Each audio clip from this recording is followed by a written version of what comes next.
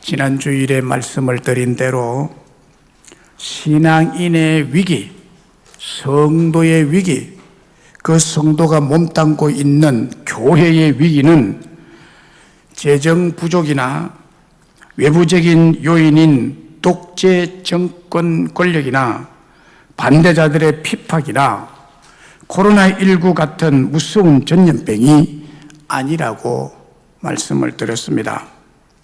진짜 위기는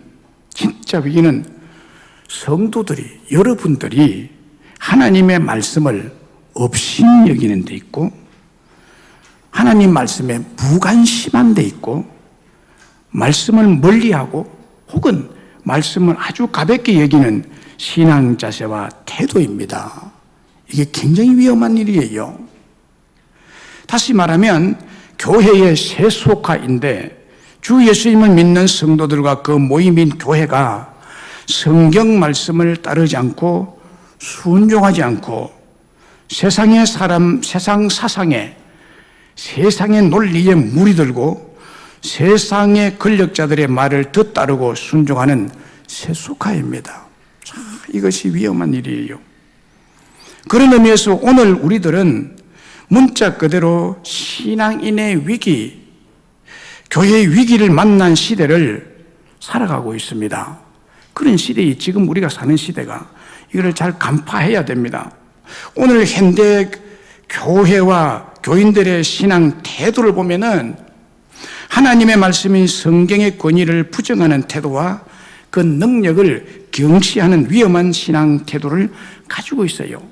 가지고 성경 잘 안 읽어요. 성경을 덮어놓고 믿어요. 굉장히 위험한 일입니다.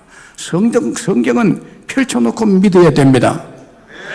덮어놓고 믿으면 안 되는 거예요. 당신은 어떻게 신앙생활하냐? 어이구 뭐 덮어놓고 믿죠? 이를 덮어놓고 믿는 것 아닙니다.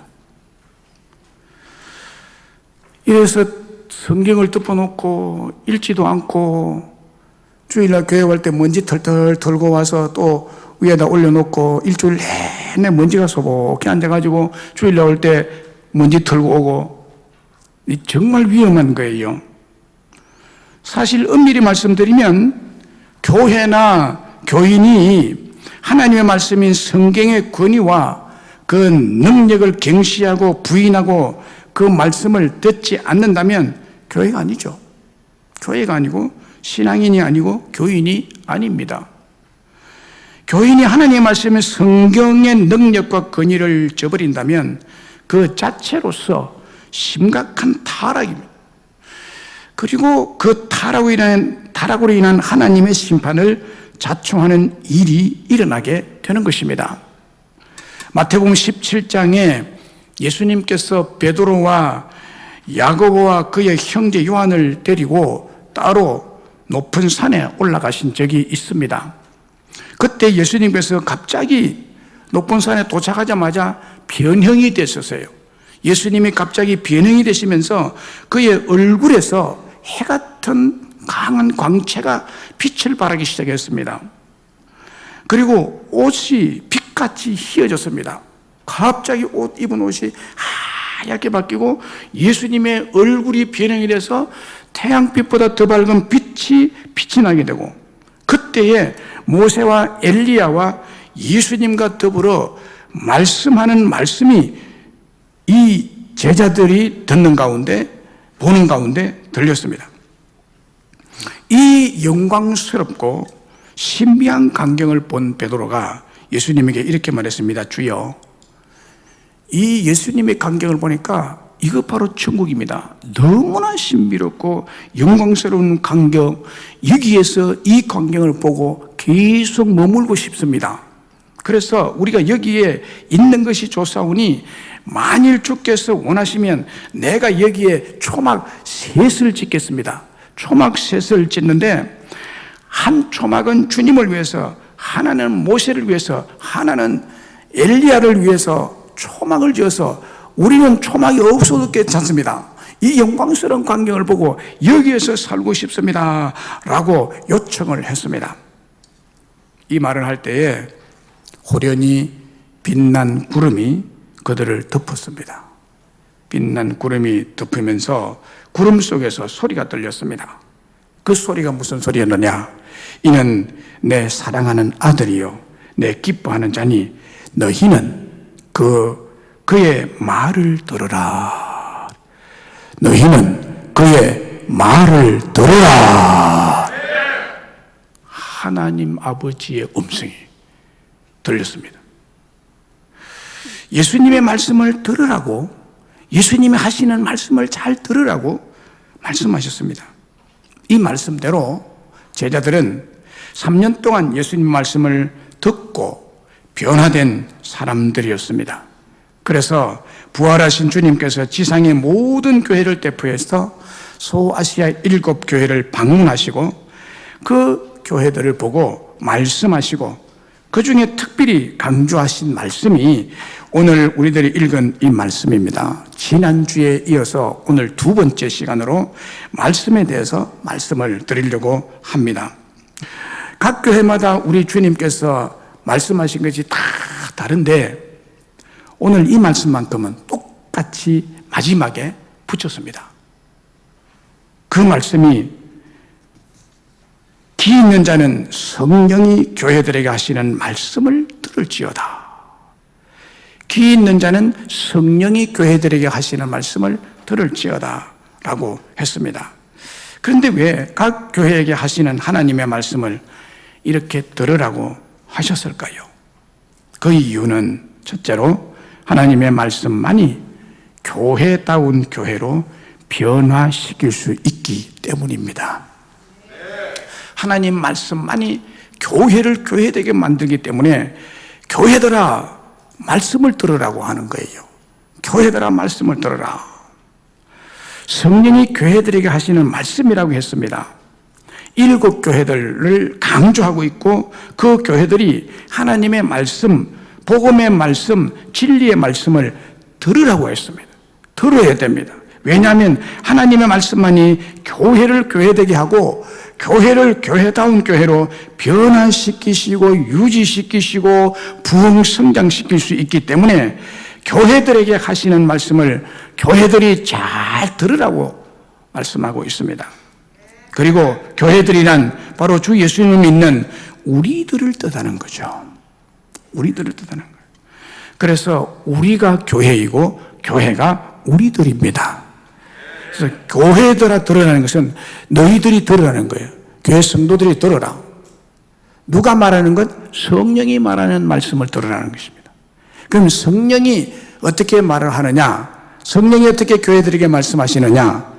성령은 하나님의 영이신데 영이 눈에 보입니까?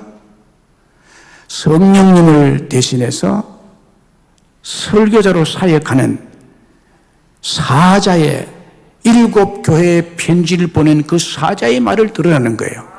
오늘날 우리 교회를 말하면 이 목사의 설교를 교회 성도들아 잘 들으라는 것입니다. 왜냐하면 성도로서의 바른 성도, 교회로서의 바른 교회가 되려면 교회에 세우신 성령을 대신해서 세우신 성령의 역할을 하는 그 메신저의 메시지를 잘 드러내는 것입니다. 마태복음 24장 35절로 39절에 보면은 천지는 없어질지언정 내 말은 없어지지 아니하리라 라고 했습니다. 그리고 그 뒤에 이어서 보면은 노아의 때와 같이 인자의 임함도 그러하리라. 홍수전에 노아가 방주에 들어가는 날까지 사람들이 먹고 마시고 장가들고 시집가고 있으면서 홍수가 나서 그들을 다 멸하기까지 깨달지 못하였으니 인자의 임함도 이와 같이 임하리라 라고 했습니다. 사랑하는 여러분, 교회의 출석에서 주님의 임재하심 가운데 그 앞에 성령님이 교회에 주시는 말씀을 듣고 은혜로 믿음을 새롭게 체험하고 기도하는 자리인 교회에 나온 것이 여러분 얼마나 큰 축복인지 헤아릴 수가 없습니다. 얼마나 큰 축복인지 헤아릴 수가 없어요. 이 마태복음 24장은 말세에 교회 다니는 성도들이 어떤 상태에 빠질 것이라는 예언의 말씀입니다. 홍수 심판이 있기 전에 노아가 방주에 들어간 날까지 먼저 어떤 세속적인 타락이 있었다고 말합니까?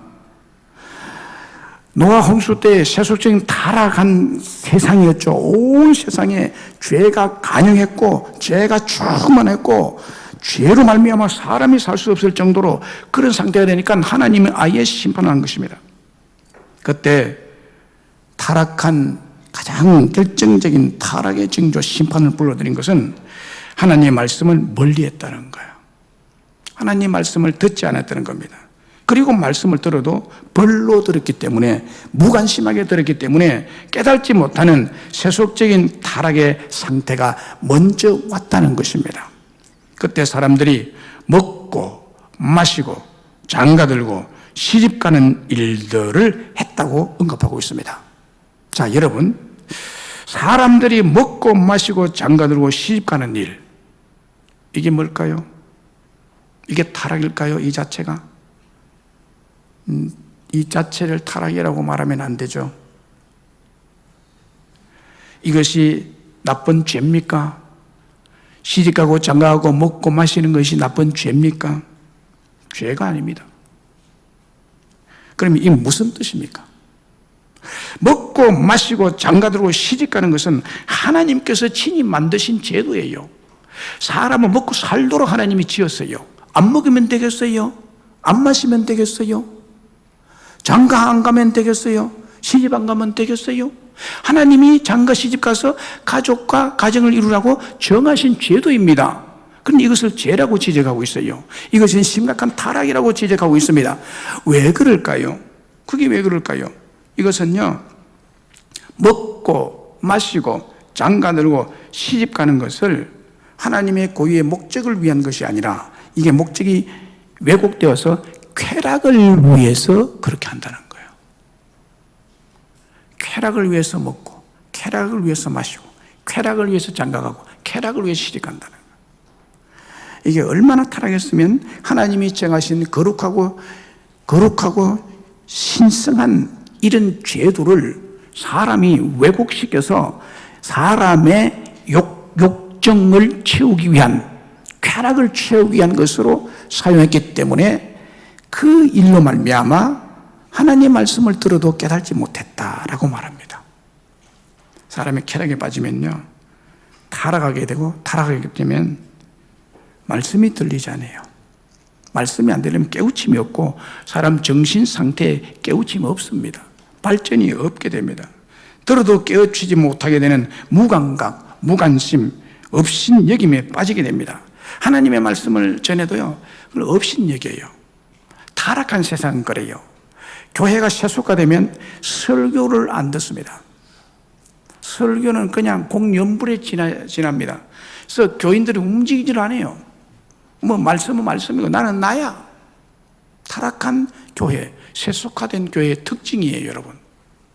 이걸 잘 아셔야 돼요. 이것이 말세를 살아가는 오늘 우리 성도와 교회의 위기라는 거예요. 위기라는 거예요. 마태복음 4장 4절에 예수님께서 말씀하신 말씀을 기억하셔야 됩니다. 예수께서 대답하여 이르시되 기록되었으되 사람이 떡으로만 살 것이 아니요 하나님의 입으로부터 나오는 모든 말씀으로 살 것이라. 할렐루야. 사람이 육신의 건강을 위해서 밥 먹고 뭐 맛있는 것 챙겨 먹고 한다고 그것만으로 사는 것이 아니에요. 사람은 개, 돼지, 소처럼 먹는 것만 가지고는 안 됩니다. 사람에게는 영혼이 있습니다. 이 영혼은요, 말씀으로 채워져야 비로소 인간이 행복을 느끼게 되어 있습니다. 하나님의 말씀으로 살 것이라고. 하나님의 말씀이 채워져야 되는 거예요. 교회가 하나님으로부터 칭찬 듣는 교회가 되고, 교회가 교회다운 교회가 되는 것은 하나님의 입으로부터 나오는 모든 말씀으로 변화되어 갈 수 있다는 것입니다. 하나님의 말씀을 들을 때 깨우침이 있고 깨달음의 은혜와 회개할 마음이 생기게 되고 헌신한 마음이 생기게 되고 변화가 일어나게 되는 것입니다. 그러므로 하나님은 교회의 말씀을 주시는 거예요. 하나님은 교회의 말씀을 주시고 그 말씀으로 교회를 변화시켜 가십니다.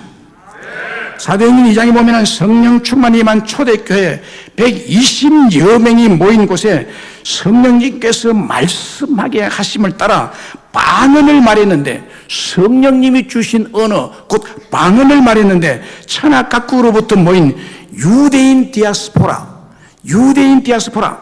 유대인들은요, 지금도 그렇고 초대교회 당시도 그렇고 구약시대도 그렇고 예루살렘에만 모여 살지 않았습니다. 온 세계 각국에 흩어져서 살았습니다. 우리 한민족 디아스포라를 모아보니까요, 제가 그 2017년 동안 18년 동안 독일의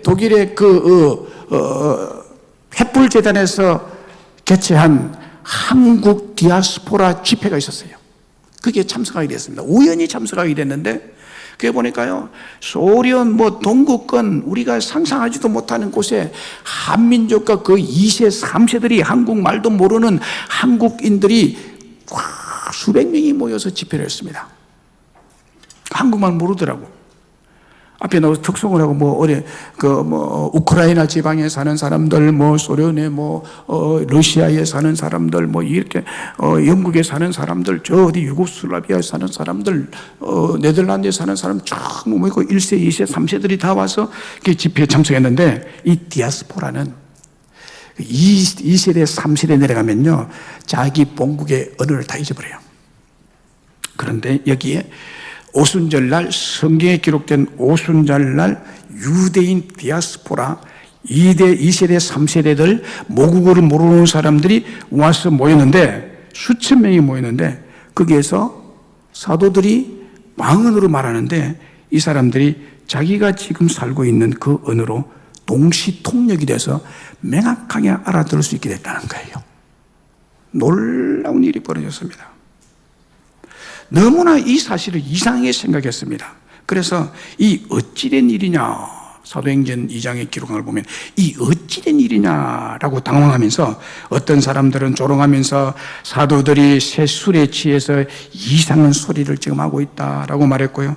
그래서 이렇게 이상하게 여기는 사람들을 위해서 사도 베드로가 일어나서 차근차근 이 사건에 대해서 설명을 합니다. 설교를 길게 한 것이 2장, 3장에 걸쳐서 나타납니다. 그래서 말씀을 풀어서 하나님의 말씀을 설교를 통해서 설교를 합니다. 그곳에 모인 무리들이 수천 명이었는데, 그 중에 베드로가 하나님의 말씀으로 설교를 했고, 그 말씀을 들은 사람들이 회개하고 세례를 받고 구원받은 사람이 몇 명? 3,000명이었다는 거예요. 3,000명. 여러분, 이와 같이 하나님의 말씀은 능력이 있습니다. 사람을 거듭나게 만드는 거예요. 사도행전 2장 41절에 보면요, 그 말을 받은 사람들은 세례를 받으며 이날에 신도의 수가 3,000이나 더하더라 라고 했습니다. 이 신도의 수가 3,000명이 된 이 사람들은 어떤 사람이냐? 베드로가 선포하는 하나님의 말씀을 듣고 변화된 사람입니다. 이게 교회입니다. 초대교회가 됐어요. 그래서 여러분, 하나님의 말씀은 이와 같은 능력이 있습니다. 사람들을 변화시키고 교회를 교회되게 하시고 부흥되게 하시는 줄로 믿습니다. 사도행전 2장 42절로 47절에 교회의 원형인 초대교회의 진정한 모습, 초대교회의 진정한 모습은 오늘날 교회의 진정한 모습을 보여주고 있습니다. 교회는 어떤 곳이 되어 있느냐? 교회는 이것이 진정한 교회다라는 것을 사도행전 2장 42절로 47절에 보여주고 있는데, 42절에 보면은 초대교회가 진정한 교회임을 말씀하는 단서가 있습니다. 그 단서가 뭐냐? 그들이 3,000명도, 그러니까 120명이 있었고 3,000명이 되었으면 3,120명입니다. 정확하게 말하면 그들이 사도의 가르침을 받았다라고 했습니다. 사도의 가르침을 받았다. 교회가 되려면 사도가 가르치는 하나님의 말씀을 듣고 가르침을 받아야 되는 거예요. 그래야 교회가 되는 것입니다. 사도의 가르침을 받았다 그랬어요. 사도의 가르침이 그 어떤 교인들의 행위 이전에 먼저 있어야 될 일입니다. 먼저 있어야 돼요. 여러분들이 교회에 와서 다른 일을 하기 이전에 가장 먼저 해야 될, 가장 첫 번째로 해야 될 일이 말씀을 들어야 됩니다. 말씀을 듣고 해야 되는 거예요. 그래서 말씀 맞게 해야 됩니다. 이 초대교회가 바른 원형적인 교회의 모습, 온전한 교회의 모습은 사도들의 가르침을 받았다라고 했습니다. 사도의 가르침 뭐겠죠? 뭐일까요? 사도의 가르침이? 사도들의 개인적인 철학일까요? 소크라테스처럼 철학을 가르쳤나요? 아니에요. 이 사도들은 예수님으로부터 3년간 따라다니면서 듣고 배우고 훈련했던 바로 그 예수님의 말씀을 설교를 했고 가르쳤습니다. 그것을 가르쳤어요. 그 하나님의 말씀과 가르침을 받은 성도들의 삶이 어땠다고 합니까? 42절로 47절의 말씀에 보면은 그 말씀의 능력이 임해서 온전한 변화를 가져왔는데 날마다 마음을 같이하여 성전에 모이기를 힘썼다 그래서 이 사람들이 다 시럽자들이 아니에요. 다 자기들 직업을 가진 사람들이에요. 바쁜 사람들이에요. 열심히 살아야 개우 먹고 살 수 있는 초대교회의 그 가난한 시절의 사람들이에요. 그렇지만 이들이 말씀으로 변화를 받고 난 다음에 그들이 하나같이 마음을 같이 해서 성전에 모이기를 힘썼다고 했어요. 그리고 집에서 떡을 떼며 기쁨과 순전한 마음으로 음식을 같이 갈라먹고 서로 교제하고 오로지 기도에 힘쓰고 기쁨과 순전한 마음으로 하나님을 찬미하고 그랬더니 온 백성의 칭송을 받고 구원받는 사람을 날마다 더해가는 그런 교회가 되었다라고 말합니다. 이게 진정한 교회입니다. 이게 진정한 교회의 모습이에요. 자, 그 모습과 우리 교회 모습을 보세요. 얼마나 많이 격차가 납니까? 그 교회 성도들과 여러분의 신앙 모습 한번 대조해 보세요. 얼마나 격차가 많이 나는지요. 오순절에 성령이 사람들에게 그리고 초대교회에 모인 사람들에게 말씀이 선포되므로 사람을 변화시키고 교회를 교회되게 하신 것입니다. 그래서 여기에 부활하신 주님이 수아시 7교회를 방문하면서 각 교회마다 성령이 교회들에게 하시는 말씀을 잘 들어 이 말씀하신 거예요. 미국의 저명한 설교자이요 베스트셀러 작가인 존 메가드는 그가 쓴 책 성경의 핵심을 꿰뚫어라 라는 책에 보면 성경은 Bible is 성경은 우리가 생명의 길에 거하도록 하며 그 안에서 성장하여 하나님을 높이는 일을 하도록 변화시킨다. 정확하게 간파한 것입니다. 성경은 곧 하나님의 말씀은 우리 인간으로 하여금 하나님을 높이는데 신앙이 성장하도록 변화를 시켜야 한다는 거예요. 변화시켜야 한다. 그래서 하나님의 말씀은 훌륭한 조각가의 손에 들려진 조각 칼과도 같습니다. 훌륭한 조각가는 그의 손에 들려진 조각 칼로 마음속에 그리고 있는 멋지고 아름다운 조각 작품을 만들어내는 것과 같습니다. 하나님 말씀이 꼭 이와 같습니다. 하나님은 꼭 이와 같은데 훌륭한 조각가가 그의 손에 들려진 조각 칼로 멋지고 아름다운 조각 작품을 만들듯이 하나님은 좌우에 날선 검을 가지시고 말씀의 검을 조각칼로 가지시고 여러분 교회를 멋지고 아름다운 하나님의 사람, 하나님의 교회, 하나님을 따라 살아가는 교회로 만드시고 변화시켜 가시는 분이십니다. 1077년 겨울 한겨울에 간호사의 굴욕이라는 역사적인 유명한 사건이 있습니다. 간호사의 굴욕. 이 사건을 잘 모르지만 들어본 적은 있으시죠? 간호사의 굴욕. 이 사건이 무슨 사건인가 하면 여러분 교회의 타락으로 인한 교회가 말씀을 듣지 않고 타락으로 인한 생겨난 사건이에요. 중세시대잖아요. 1077년이면 교회가 하나님 말씀을 듣지 않고 타락으로 인해서 생겨난 비참한 사건인데 독일의 하인리히 4세가 왕이었습니다. 하인리히 4세라는 분이 왕이었는데 그때 교황은 그레고리 7세입니다. 그레고리 7세가 지켜보는 가운데 독일의 왕인 하인리 4세가 가노사의 성 앞에, 가노사라는 성이 있는데 그 성 앞에 3일 동안 눈이 펑펑 쏟아지는 몹시 추운 한겨울에 눈 속에서 무릎을 꿇고 교황 앞에 속죄한 사건입니다. 이것을 가노사의 구룩이라 그래요. 자, 이 사건이 뭐냐는 거예요. 왜 그랬느냐? 하인리 4세는 왕입니다. 정치입니다. 하인리 4세라는 왕이 교황의 말을 잘 듣지 않았다는 이유로 왕을 벌세운 겁니다. 이것은 굴욕적인 일이에요. 그래서 가노사의 굴욕이라 그래요. 여러분, 성직자든 평신도든 장로든 권사든 기업의 총수든 장군이든 대통령이든 왕이든 종이든 하인이든 그 누구든지 교회에 나와야 합니다. 그리고 그 교회에서 선포되는 정무한 하나님의 말씀을 들어야 됩니다, 여러분. 이거 들어야 되는 거예요. 그래야만 교만한 사람이 겸손해지고 이기적인 사람이 이타적인 사람이 되고 타락한 사람이 변화되어 신앙의 사람이 되고 실패자의 사람이 성공적인 사람으로 바뀌게 될 줄로 믿습니다.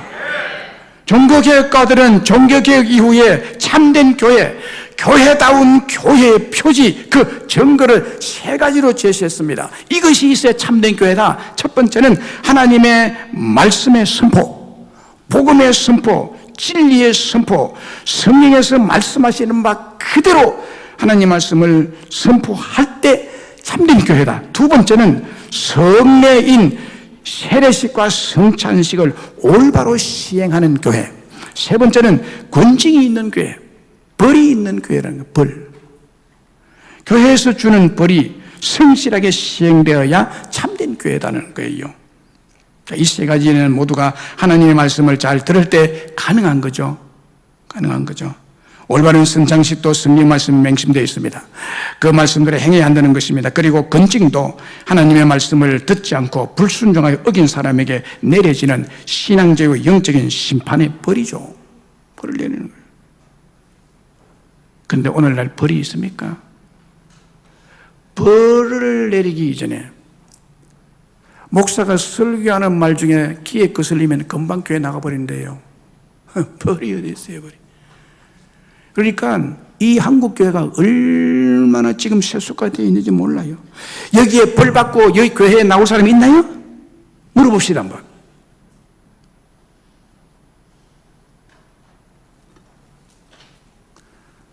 설교가 귀에 좀 거슬리도 교회를 나가버리는 세상이 돼버려요. 내가 이 교회에 없으면 교회 없는 줄 아는 식으로 나와요. 어제 신문에 보니까요, 담임 목사가 되기 위해서는 너무너무 어려운데 목사들이 10,000명이 쏟아져 나오는데 매년마다 10,000명이 쏟아져 나오는데 이 사람을 다 어떻게 할 거냐는 거예요. 그러니 수단과 방법을 가리지 않고 먹고 살려고. 교회가 보통 타락된 게 아니에요. 하나님의 말씀인 성경이 바른 교회와 교인의 기준이요, 교본이요, 캐논인 줄로 믿습니다. 그러므로 교회의 그 규모나 여건이나 환경의 문제가 아니라 언제나 그 교회에 속한 사람들이 문제입니다. 사람이 정말 크리스찬으로 변화된 사람들이 교회에 모여있다면 여건이나 조건, 규모나 환경은 얼마든지 극복해낼 수 있을 줄로 믿습니다. 사실 교회의 변화는 사람의 변화죠. 무엇으로 변화시킬 수 있다고요? 하나님의 말씀입니다. 신문지상이나 뉴스의 불미스러운 사건으로 기사에 오르는 사람들을 가끔 보게 되죠. 부산시장으로 비롯돼가지고 서울시장 비롯돼가지고 이런 사람들. 그때 그 본인은 말할 것도 없고, 저는 그 사건을 보면요, 늘 그 가족을 생각해 봅니다. 그 가족들. 그들은 사회를 향해서도 공공의 죄인이고 가족을 향해서도 죄를 지은 것입니다. 그가 특별히 교인이라면 교회와 하나님 앞에 큰 죄를 지은 것입니다. 사람은 얼마나 타락한 더러운 존재인지요, 깨끗한 모든 것을 가지고 사람이 취하게 되면 이것을 못 쓰게 만들고 더럽혀서 내보내는 존재입니다. 깨끗한 물을 마시고 깨끗하고 청결한 음식을 먹은 뒤에 아주 더러운 오물로 배설하는 것이 인간입니다. 몸에서 나오는 땀, 콧물, 눈곱, 침 등은 깨끗한 것이 없습니다.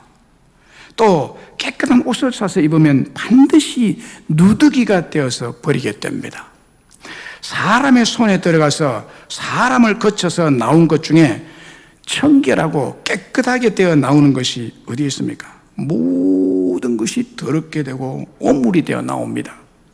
정말 이와 같은 사람이 바로 세워지지 않으면 자연을 오염시키는 것이 자연만 오염시키는 것이 아니라 곁에 있는 사람, 사회, 교회를 타락시키고 오염시키는 주범이 되고 나라를 어지럽히는 사람이 됩니다.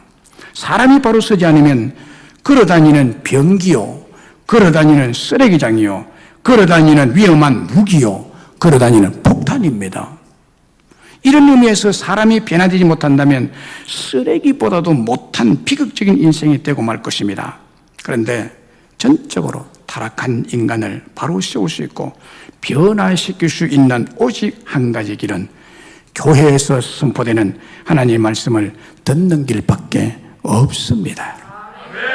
다른 길이 없어요. 하나님의 말씀만이 사람을 사람되게 만들고 사람을 변화시키고 교회를 교회되게 변화시키는 능력임을 믿습니다. 히브리서 4장 12절 하나님의 말씀은 살아있고 활력이 있어 자유의 날씨는 어떤 것보다 예리하여 인간의 혼과 영감이 간절할 곳을 찔러 쪼개어 완전 해부해서 새 사람을 만든다는 거예요. 하나님의 말씀이요. 혼과 및 영이라고 했는데 혼은 생각이고 영은 영혼 곧 마음입니다. 마음이 변화되고 생각을 변화시키는 것이 하나님의 말씀이라는 거예요. 그리고 간절과 골수를 찔러 쪼갠다고 했는데 이 말은 인간의 근본적, 전인격적으로 변화를 시키고 진정한 믿음의 사람으로 변화시키는 뜻이죠. 하나님의 말씀이 그럽니다. 하나님의 말씀은요, 시퍼렇게 살아있는 생명의 능력으로 사람의 근본을 변화시킵니다. 할렐루야. 근본을. 여러분 중에 저 사람들이 되겠다 싶으면 교회로 모시고 오세요. 모시고 좋게 모시고 와도 안 오면 그 다음엔 어떻게 해야 됩니까? 끌고 와야지. 끌고 와서라도 말씀 듣게 해야 됩니다.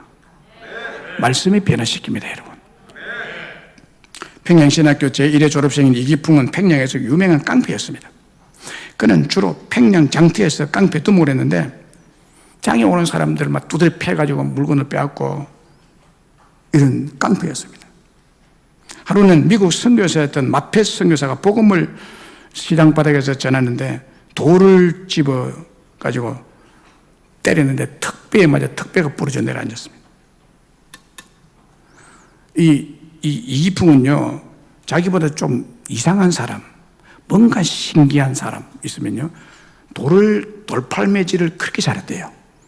이기풍 깡패의 특징, 돌팔매질이랍니다. 그래서 딱 들어가지고 던지면 백발백중이라. 돌 가지고 뒤따라가가지고 머리를 쳐서 죽이고, 이 유명한 깡패입니다. 그런데 이 마펫 선교사가 뭔가 눈이 노랗고, 파랗고, 머리가 노랗고, 금발이고, 코가 우뚝하게 써가지고, 평소에 보지 못한 키는 팔대장같이 크고 이래가지고 이게 이상한 언론을 쓰면서 돌아다니면서 예수 믿으셔요, 믿어야 영생을 얻습니다, 이래가지고 서투른 언어를 하니까 저것버리 죽이 이 무시 여기 들어와가지고 그냥 돌을 가지고 던졌는데 턱뼈에 맞아 턱이 내려앉은 거예요. 그리고 평양 장대현 교회당을 건축한다는 소식을 또 가서 교회당 부숴버립니다. 이런 망나니 짓을 한 깡패. 그러는 중에 청일 전쟁이 일어나서 평양에서 원산으로 피난을 갔는데 그곳에서 마펫 선교사와 비슷한 사람을 또 만납니다. 스왈론 선교사님인데 그 그 성교사를 보는 순간에 어쩐지 그의 마음이 혼미하게 되는 것을, 정신이 좀 약간 이제 희미해지는 것을 느꼈다고 합니다. 그날 밤에 그가 그래서 잠을 자는데 주님께서 꿈에 나타나셨어요. 이기풍의 꿈에. 그래서 주님이 뭐라고 하면, 기풍아, 왜 네가 나를 핍박하느냐? 너는 나의 정인이 될 사람이야. 이 음성을 들어요. 이 음성을 듣고는 완전히 바뀝니다. 완전히 바뀌고 특별을 내려앉게 한 마페 선교사 앞에 가서 무릎 꿇고 절절히 회개를 하고 완전한 변화를 해서 평양신학교의 제1회 졸업생으로 졸업합니다. 평양신학교 졸업할 때 목사 안수를 주고 졸업해가지고 제주도에 선교사로 가야 되는데 교수님들이 누가 갈까? 아무도 손 안 들어. 너무 힘들잖아요. 근데 이기풍의 생각에 내가 이런 은혜를 받고 이 깡패짓 하는 놈이 변화를 받았는데 내가 가야지. 손 들고 이기풍이 갑니다. 이기풍이가 제주도 복음의 첫 선교사입니다. 그리고 또 김익두 목사가 있는데 이 사람도 황해도 안악이라는 동네에서 유명한 깡패였습니다. 김익두. 당시 안악교에서 스왈론 선교사가 인도하는 부흥회가 개최되고 있었는데 그의 부인이 이 선교사 부인 셀리라는 분이 안악 장터에서 이 집회에 오라고 집회 전도지를 가지고 전도를 나눠주고 있었는데 이 김익두라는 깡패가 그 전도지를 쫙 뺏어가지고 코를 탕 풀어버렸습니다. 사람들이 그러잖아요. 이 깡패들은 무슨 짓을 못해요. 전도지 뺏어가지고 코를 탕 풀어버려요. 그때 선교사 부인 셀리가 이렇게 그를 향해 말했다고 합니다. 그렇게 하면 당신의 코가 썩어질 거예요. 이렇게 말해요. 코가 썩어내릴 거예요. 그 말을 들은 김익두는 뭔가 찝찝했어요. 그날 밤에 잠자리에 누워서 낮에 그 외국 여자가 한 말이 생각이 났어요. 자기 코가 썩어내릴 것 같아서 잠을 못 잤대. 걱정이 돼가지고 뜬누로 밤을 새우고 몇 개월 후에 이 김익두 깡패가 안악교회에 갑니다. 뒷자리에 앉아있는데 스왈론 선교사가 전하는 하나님 말씀을 듣게 되었습니다.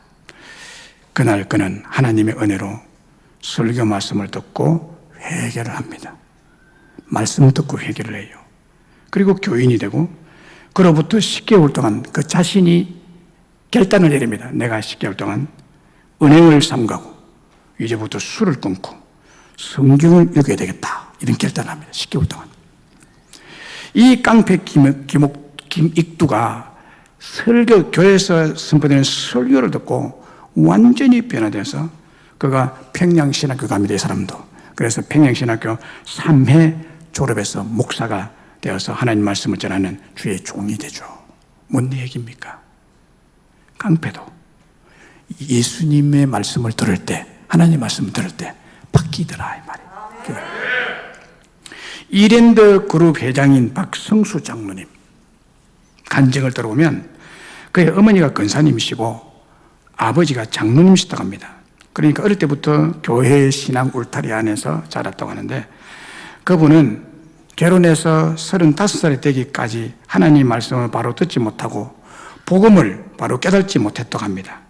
권사 장로의 아들로 태어나서 어릴 때부터 교회 중심으로 살았지만 형식적인 그리스도인, 겉다르고 쏙다는 외식적인 그리스도인이었지 진정한 그리스도인이 아니었다고 자기가 고백합니다. 그런데 35살 되던 해에 그의 아내로부터 복음을 눈으로 보는 복음을 발견했대요. 그 체험으로 이 사람이 완전히 거듭난대요. 그게 뭔지 모르지만 그의 고백에 그렇게 말하고 있습니다.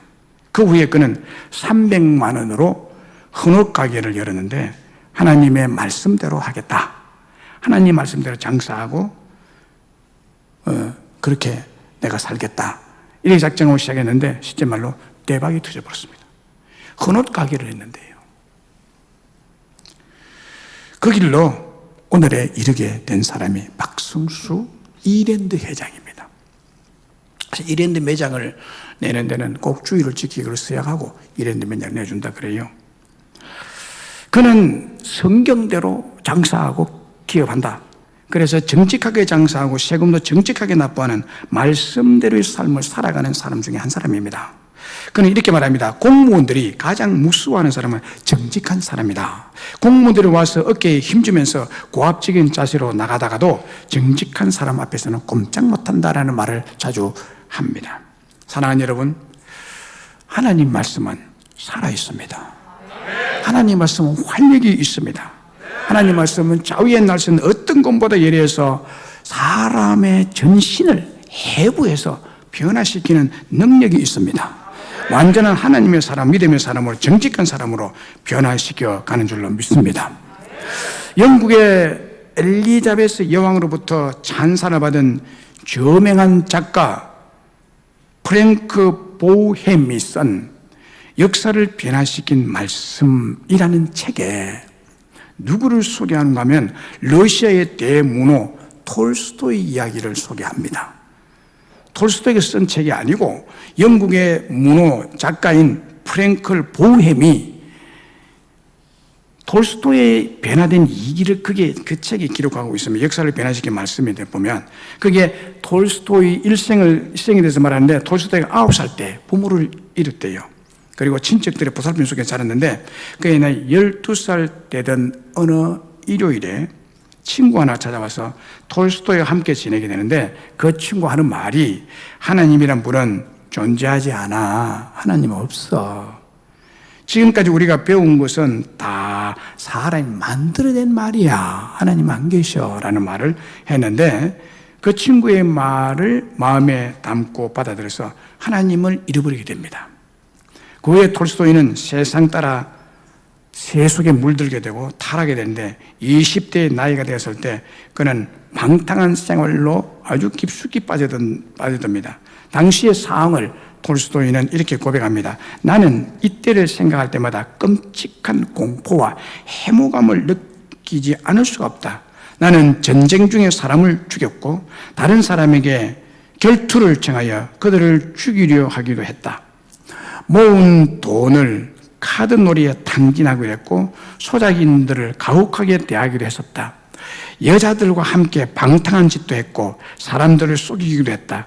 거짓말, 강도, 방탕, 술주정, 폭력 등등 나는 저지르지 않는 죄가 없을 정도였다라고 고백합니다.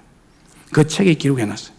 이 시대 여러분, 이 시대가요, 이 톨스토이가 당시에 생활하던 20대, 10대, 20대에게 이 시대는 전쟁의 시대죠. 아주 곤란한 시대였는데 그것을 감안하더라도 20대 젊은 시절 톨스토이의 모습은 도저히 가망이 없는 사람입니다. 이 사람은 사람 될까 가망성이 없는 사람이에요. 그래서 톨스토이는 어찌할 수 없는 자신의 모습에도 스스로가 괴로워하면서 스스로 목숨을 끊으려고 여러 번 시도를 했다고 합니다. 그렇게 하루하루를 힘겹게 보내던 톨스토이의 인생에 하나님의 말씀으로 변화를 받게 됩니다. 그 말씀이 바로 마태복음 6장 33절을 접하게 됩니다. 그런즉 너희는 먼저 그의 나라와 그의 의를 구하라.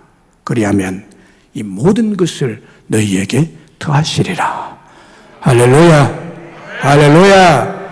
이 가능성이 없는, 가능성이라는 1%도 없었던 이 톨스토이가 성경을 읽으면서 마태복음 6장 33절에 딱 꽂혀버립니다. 꽂혀버립니다. 그래서 그때의 상황을 그는 이렇게 고백합니다. 갑자기 내 모든 삶이 완전히 변했다. 망망대해에서 길을 잃고 한참 표류를 하다가 갑자기 항구를 발견한 느낌이었다. 이 말씀을 읽고 난 다음에 그의 느낌을 기록한 겁니다.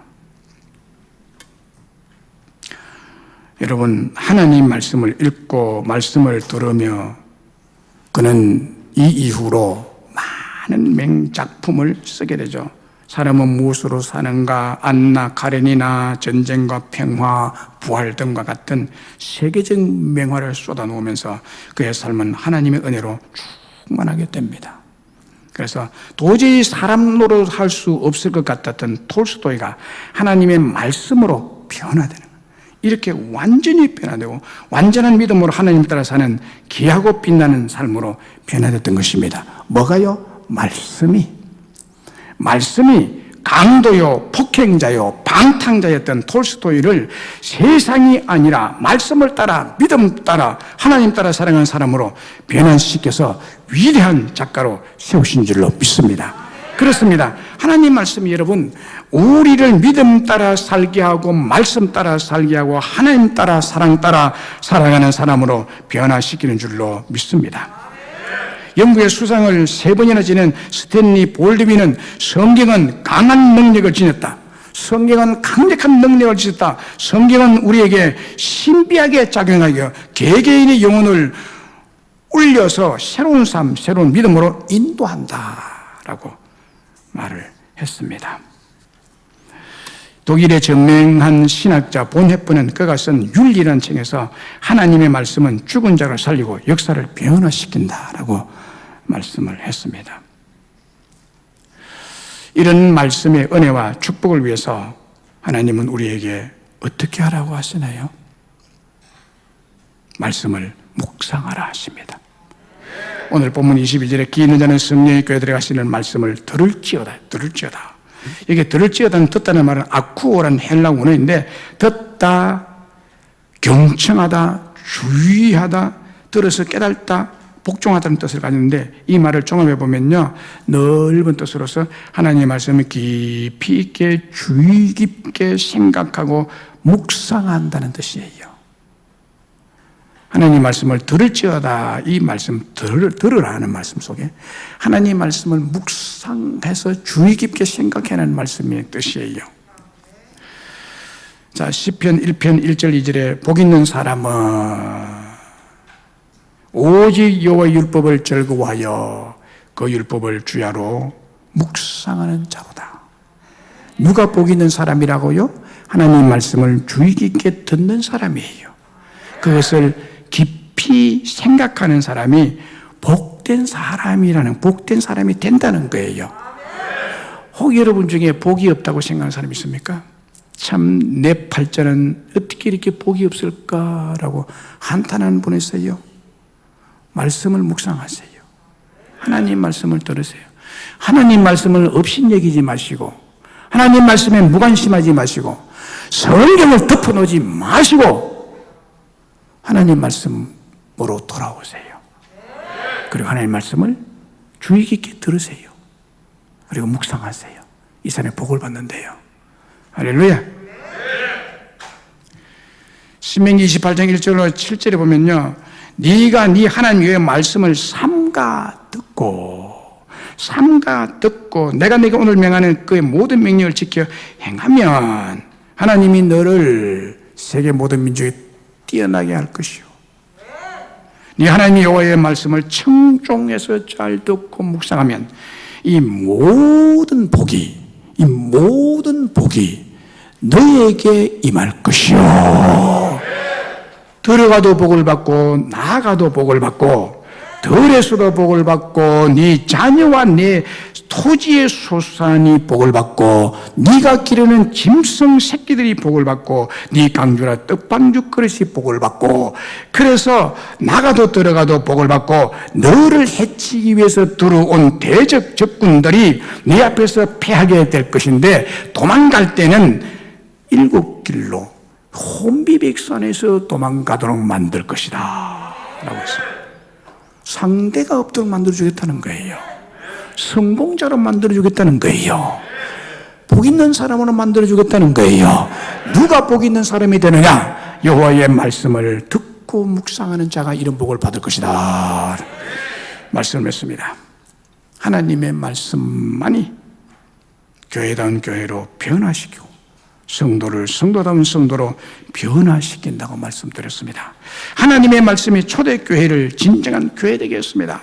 사도들을 변화시키고 3,000명, 5,000명을 변화시킨 능력은 바로 사도를 통해서 들려진 하나님의 말씀이었습니다. 이 말씀은 이기풍, 기믹두 같은 악랄한 깡패 두목들도, 박승수 장로 같은 형식적인 그리스도인도 모든 돈을 카드 놀이에 탕진했고 이렇게 아주 가능성이 불가능했던 이 톨스토이도 유명한 성자로, 유명한 작가로 변화시킨 것이 하나님의 말씀입니다. 이런 말씀의 능력과 은혜와 축복을 위해서는 하나님 우리에게 뭐 하라고 말합니까? 하나님 말씀을 깊이 있게, 주의 깊게 듣고 묵상하라 했습니다. 사랑하는 여러분, 말씀을 업신여기지 마십시오. 말씀 듣는 일에 게으르지 마세요. 제가 보면요, 여러분들의 신앙 삶을 제가 늘 기도하고 있잖아요. 제 관심이 그거니까. 뭐 어떤 의미에서는 직업병이라고 할까요? 늘 보는 거예요. 그 말씀 안 들어. 좀 인간적인 말로 하면 참 말 안 들어. 말 안 들어. 말을 어떻게 안 듣는지. 하나님 말씀 들으세요. 제발 말씀 들으세요. 말 들으세요. 말 들으세요. 말 들으세요. 여러분 아이들 말 안 들으면 어때요? 패주고 싶지 그냥.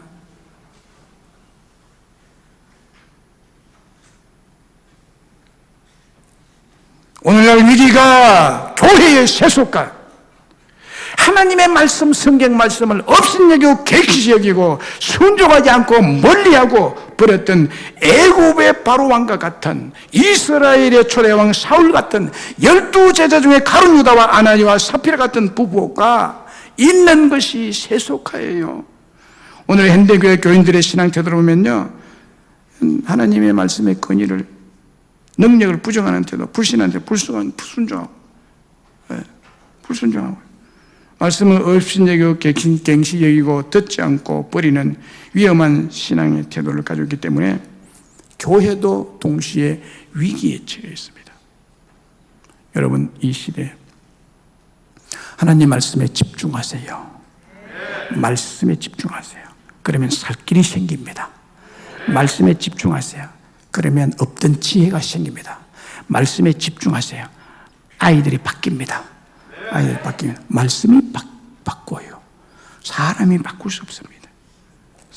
그래서 이런 위험한 세속화가 된 가룟 유다와 같은 사울왕과 같은 이런 사람이 우리 중에는 한 사람도 없기를 바라고, 날마다 하나님의 말씀을 듣고 암송하고 묵상함으로 변화를 받아가시고 축복을 받아 누리는 여러분 모두가 되시기를 주의 이름으로 축원합니다.